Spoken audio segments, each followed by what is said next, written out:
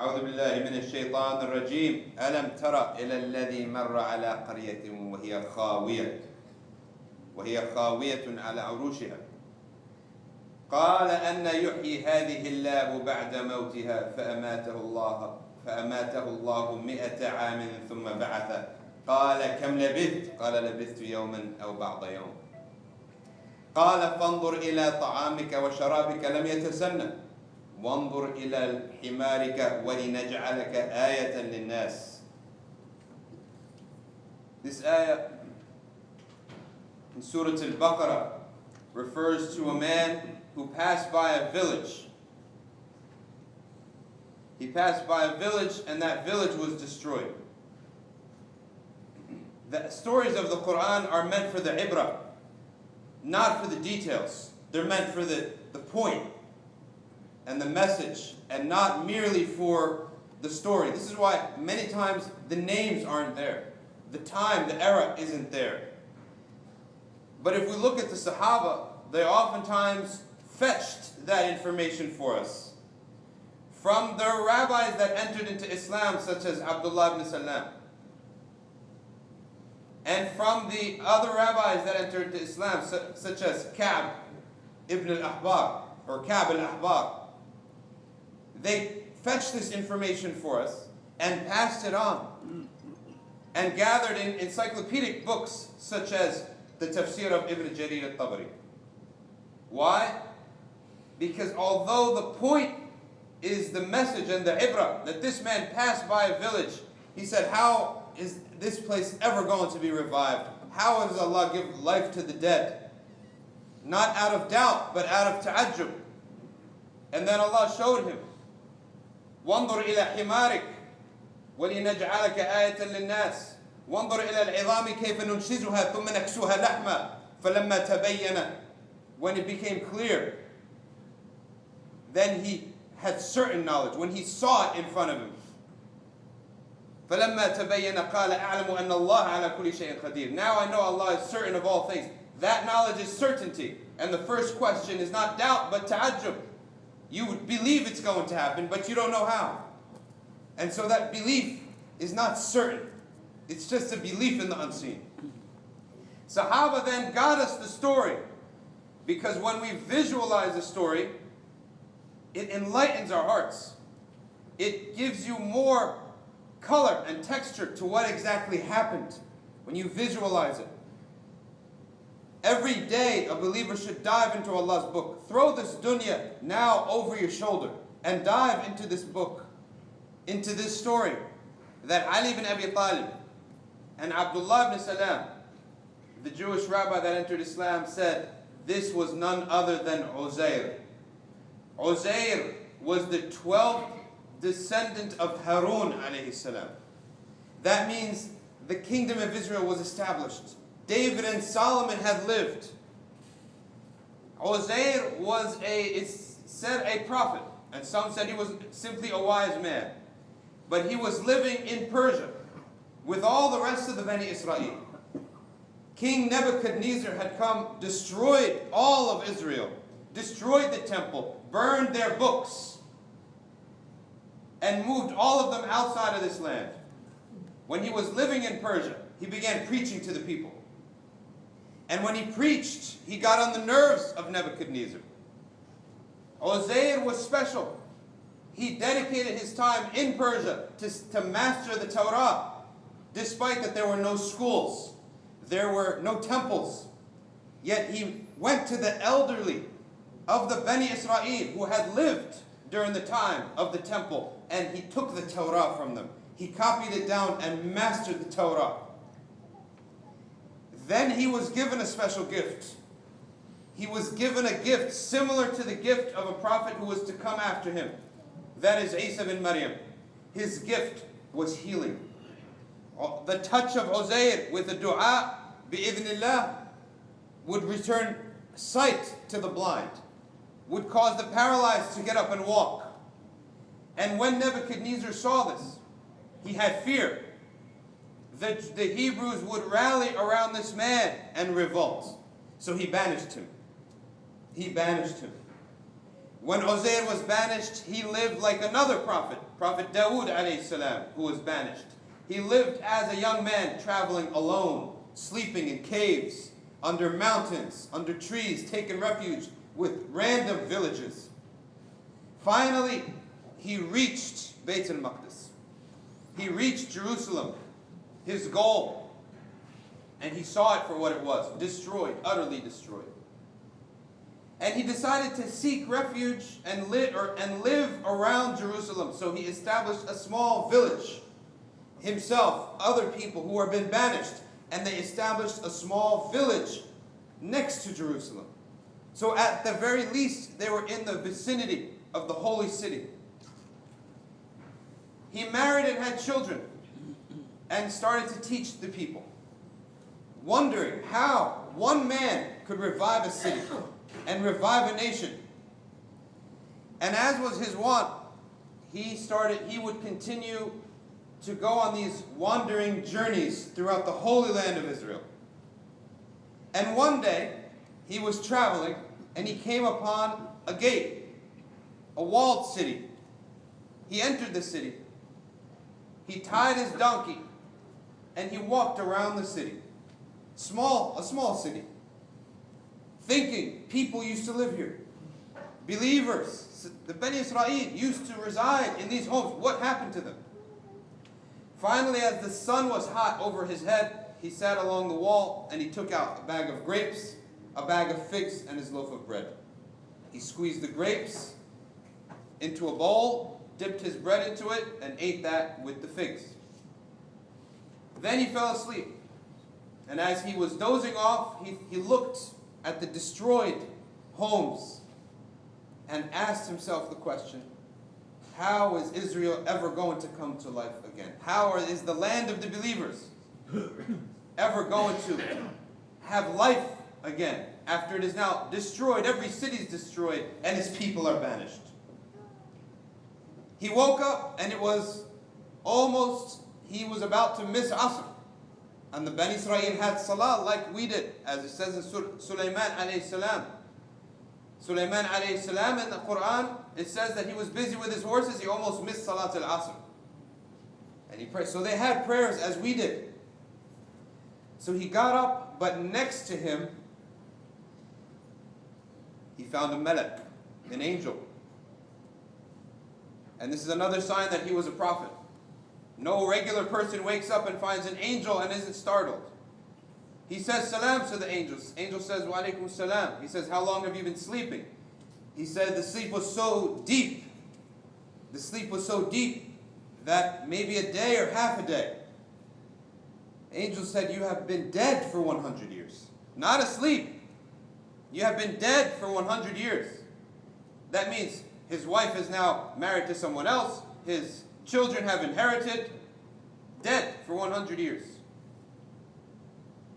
He looked to his grapes. Lam yatasanna. Nothing happened to the grapes. Nothing happened to the bread. So he had doubt. He looked to the angel. The grapes and everything is the same. The village is the same. Nothing changed. The angel said, then go find your donkey. He went and he found the rope of his donkey. And at the end of the rope, a small heap of bones and dust. Then the Malak said to him, now watch. As you asked, how will Allah give life? Watch.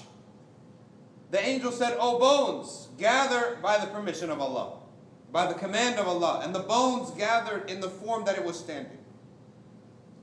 He said, O muscles, attach yourself to these bones by the command of Allah.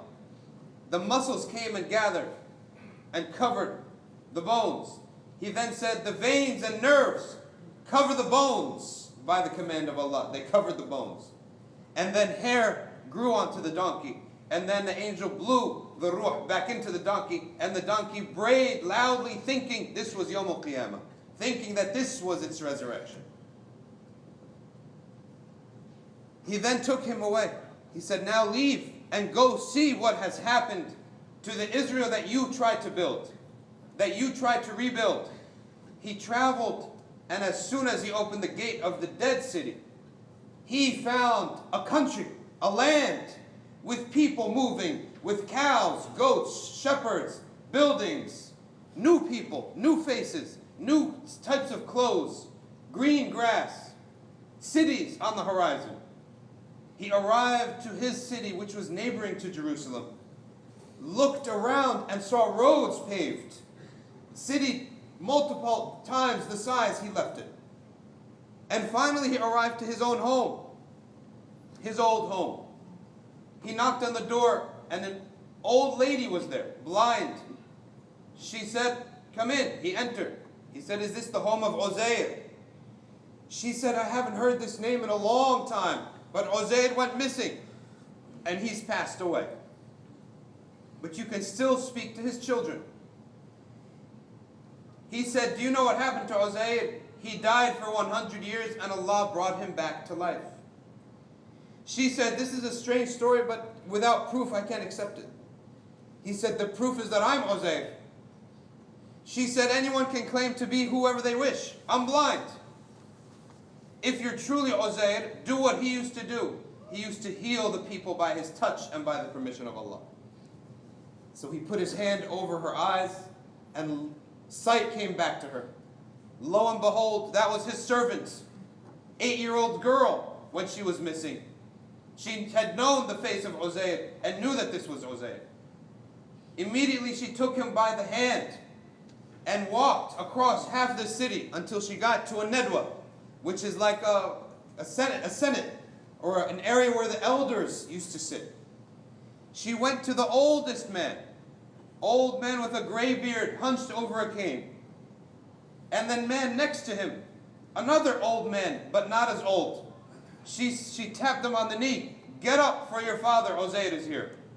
And give salam to your grandfather." The people laughed. They said, "The lady, she's not only blind, she's also now insane. She's once senile." She said, "Look at my eyes. Uzayr has healed me from my blindness. Look at my feet. I'm walking. Before that I was sitting." The son said, "If this is true, Uzayr used to have a mole on his back," another indication of prophecy, the sign of prophecy. A mole between his shoulder blades. "If you're truly Uzayr, bring us that mole. Show us that mole behind your back. I know its exact shape and its exact location from when I used to see Uzayr going to the lake to bathe, my father." So Uzayr pulled down his thobe and there it was, the exact mole. Silence befell the room and they all exited out to show the people a karama, a mu'jiza, a miracle, a proof of Allah Azza wa Jal, to give iman to the people. Immediately the priests came with the most concern. They said, "If you are Uzayr, then it is not sufficient that the people just look at you. You have a job. The Torah has been lost. And none knows it but you." In our history, the last hafiz, or the last scholar of the Torah, was Uzayr. When he disappeared, knowledge disappeared. And we're building a society with only a few rulings that we remember from our childhood. And so Uzayr said, "Rejoice, for out of fear of Nebuchadnezzar, Bukhtanasar, I buried a copy of the Torah." And so the city rejoiced and they marched out where Uzayr had buried that copy. They dug and dug until finally one man hit a leather bind and they all began to rejoice. They took the book out and quickly their rejoicing returned to sadness. As they leafed through the pages, they had all rotted. Not a single word was legible from the last version of the Torah. Imagine this, your holy book, there's one version, you discover it, there's one copy left, you discover it, and it's rotted away. And so they sat under the tree and Uzayr began to make dua, asking Allah what to do next. So he said, "Get scribes and I will write you what I remember." He started to pull at his memory. But this is a man who had died 100 years and he could barely bring a few verses at a time. Then Uzayr looked and he saw some of the people gazing up at the sky. And at the sky, as Ibn Kathir narrates this story from Ali and Abdullah bin Salam and Ibn Abbas, two fiery comets appeared in the sky. And all of the people began to look at the sky. And these comets seemed to head towards them at a high speed. So much so that all of the rest of the people of the city began running out to look at what these comets are. Then the people began to move when they noticed the comets are headed straight to them. They all moved out of the way and formed a circle around Uzayr, who had not gotten off of his seat, had not gotten up from where he was seated. The comets, as they drew near, they realized they're not fire. These are comets of nur, of light. And they entered straight into the mouth of Uzayr, alayhi salam. And then Uzayr alayhi salam quickly began to recite the verses in the same way that nur is thrown into the hearts, except this time the nur was visible. They saw the light enter into the heart of Uzayr, into the mouth of Uzayr, and he recited to them the entire Torah. This is why Ibn Abbas says the tawatur of the Torah ended with the death of Uzayr, and from there on he's the only transmitter. He transmitted, scribes kept coming, scribe after scribe, as he would recite to them the entire Torah from start to finish in a few gatherings with ease, with no effort from himself, until the Bani Israel, every village had a copy of the Torah. And it's at that point that the wonderment of Uzayr reached a level, they lost it. They lost their intellects of how great this miracle was. They began to say, Uzayr is the son of Allah. They lost their discipline.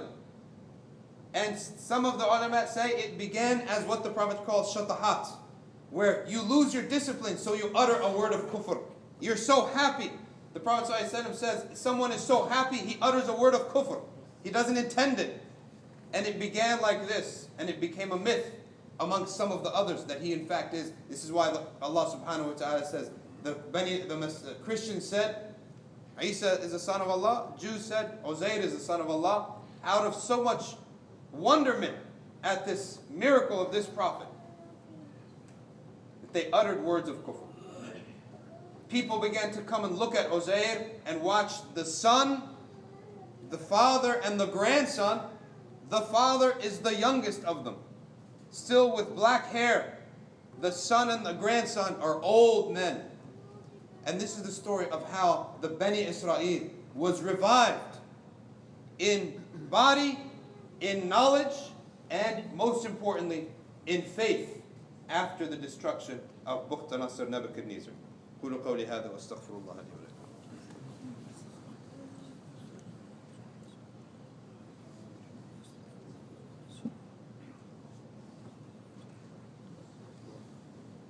الحمد لله والصلاة والسلام على رسول الله وعلى آله وصحبه ومن والاه. This story I have narrated it to you from Ibn Kathir, who took it from Ibn Abbas, who took it from Ali ibn Abi Talib and Abdullah bin Salam. And our ummah is not so different from the ummah in which Uzayr was born. Uzayr was born to